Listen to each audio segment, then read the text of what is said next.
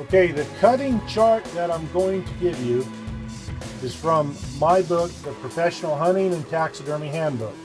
On page 196, the cutting chart of how to cut up pronghorn antelope, deer, caribou, moose, or anything else for the best cuts of meat and chops. Of course, you do have to go ahead and age your meat. I'll go ahead and take a picture of this and put it in the video so you can stop the video on there, print it out, enlarge it, laminate it. That way you have a copy of the cutting methods right here in front of you. The proper way to cut up all antlered or horned game.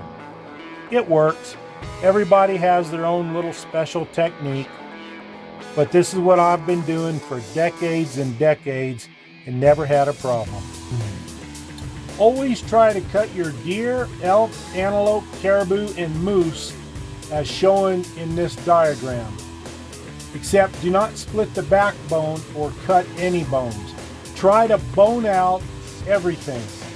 This method works and yields the most quality cuts and pure meat with little contamination.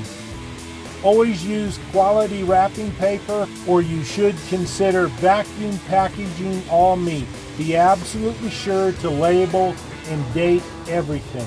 Also, once again, always age your meat.